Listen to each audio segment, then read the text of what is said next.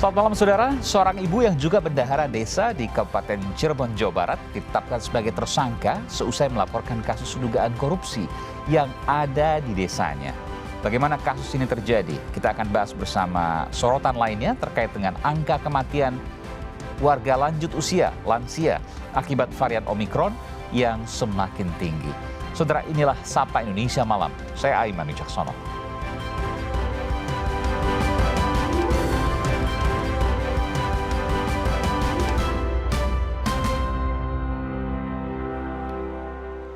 Saudara, pelapor kasus dugaan korupsi berujung ditetapkan sebagai tersangka di Desa Citemu, Cirebon, Jawa Barat. Polisi menyebut bendahara desa yang melaporkan kasus ini melanggar administrasi keuangan dengan mencairkan dana langsung ke kepala desa.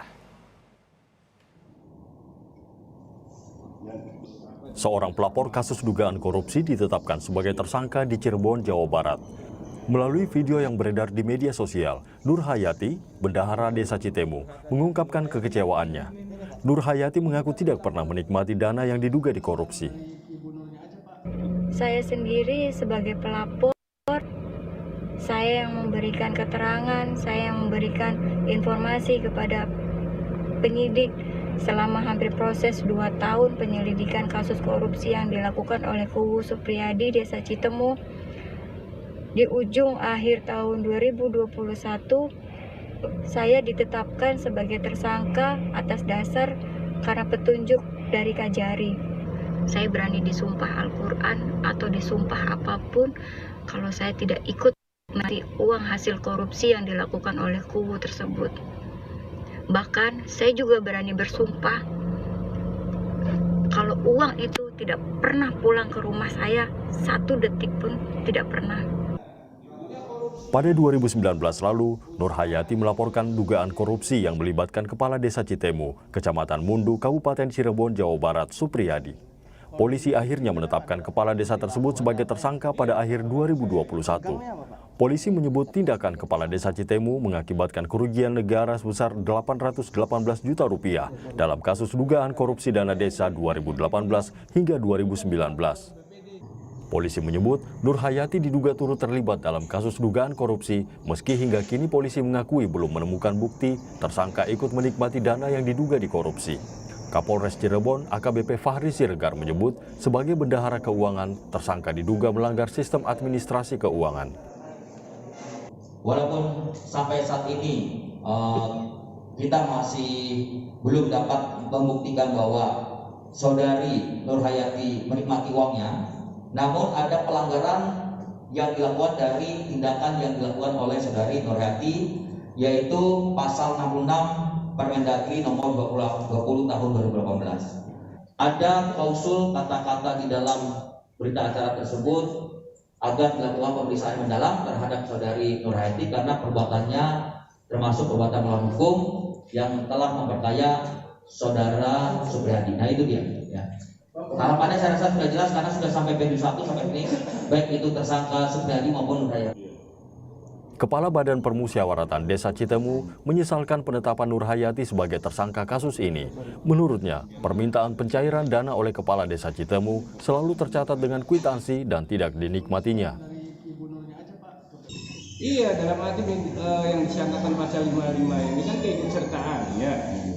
Nah, saya bilang keikutsertaannya nikmati, enggak Nur Hayati. Kan tidak menikmati, dia itu bekerja sesuai dengan voksinya aja.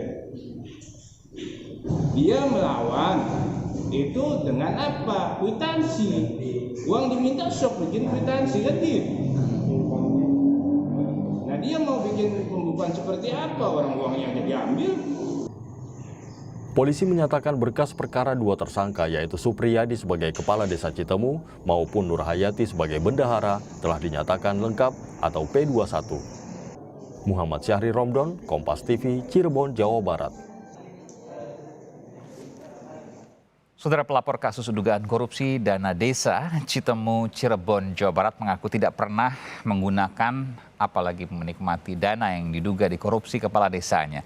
Lalu mengapa pelapor malah jadi tersangka kasus ini? Kita akan bahas selengkapnya bersama Pungki Indarti, Komisioner Komisi Kepolisian Nasional Kompolnas, dan Manager Nasution, Wakil Ketua Lembaga Perlindungan Saksi dan Korban LPSK. Selamat malam Bapak dan Ibu, sehat selalu. Selamat malam. Iya. Malam Mas Aiman, Assalamualaikum. Waalaikumsalam warahmatullahi wabarakatuh. Saya ingin ke Bung Manager dulu. Bung Manager, LPSK pasti sudah mempelajari kasus ini. Ini kan ada kepala desa yang diduga korupsi lalu dilaporkan oleh seorang ibu yang juga kemudian merupakan bendahara desa ya. Dan sang kepala desa telah jadi tersangka, tapi ibu yang melaporkan juga jadi tersangka. Betul demikian? Iya Mas Aiman, tadi sore saya di sebuah stasiun televisi swasta bersama Kang Junaidi, kakaknya Bu Nur Hayati.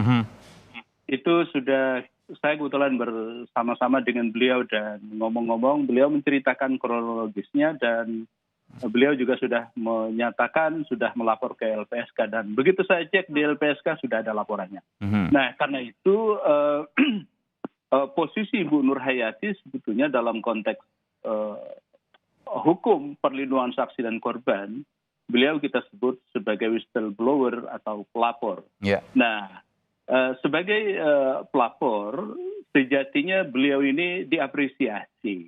Diapresiasi karena apa? Ada warga negara yang berani mengambil inisiatif dan tanggung jawab untuk melaporkan sesuatu yang ia ketahui berkaitan dengan tindak pidana korupsi. Gitu. Karena itu mestinya diapresiasi. Nah, penetapan beliau sebagai tersangka ini sesungguhnya mengejutkan banyak kalangan aktivis anti korupsi, aktivis HAM, dan kita tentu juga di publik terkejut. Karena apa? Seorang pelapor mestinya itu mendapat perlakuan khusus ya. Misalnya dalam Undang-Undang Perlindungan Saksi dan Korban di pasal 10, seorang pelapor yang dengan iktikat baik menyampaikan laporannya terkait dengan tindak pidana, apalagi tindak pidana korupsi misalnya, maka keterangan yang ia berikan, yang telah, sedang dan akan ia berikan, itu tidak bisa dituntut balik. Tidak bisa dituntut balik. Tidak bisa dituntut meskipun balik. Misalnya ada indikasi korupsi. Karena begini, korupsi itu kan belum tentu dia menikmati, dia menggunakan, tapi bisa jadi kemudian memperkaya pihak lain dan lain sebagainya. Banyak kemudian kasus-kasus seperti ini kan? Tidak bisa dituntut balik, baik secara pidana dan perdatanya, sampai perkara pokoknya selesai dan berkekuatan hukum tetap. Nah, kalau misalnya ada tuntutan balik, seperti yang dialami oleh Bu Nur Hayati, maka pasal 10 itu menegaskan mestinya aparat penegak hukum mengabaikan dulu tuntutan itu sampai perkara pokoknya selesai dan berkekuatan hukum tetap. Meskipun ini kan bukan delik aduan, Bung Manager, ini kan delik murni ya. Artinya tanpa ada laporan dan lain sebagainya bisa diproses. Iya, tetapi konteksnya kan beliau ini melaporkan. Setelah beliau melaporkan, baru kemudian beliau justru ditersangkakan. Ini sekali lagi bagi kawan-kawan, bagi kita semua publik yang resah dengan tindak pidana korupsi. Ini justru bukan memberi angin segar, bukan mengapresiasi, tapi justru menimbulkan ketakutan publik. Saya sepakat dengan Anda di satu titik itu, tetapi mungkin ada pertanyaan juga, kenapa kemudian sampai ini menjadi tersangka si ibu dan bukan hanya di polisi loh, ini sudah P21, artinya siap untuk disidangkan. Saya ke Mbak Pungki. Mbak Pungki, apa sih yang sesungguhnya terjadi? Ya, kami juga surprise ya, kaget juga dengan kasus ini.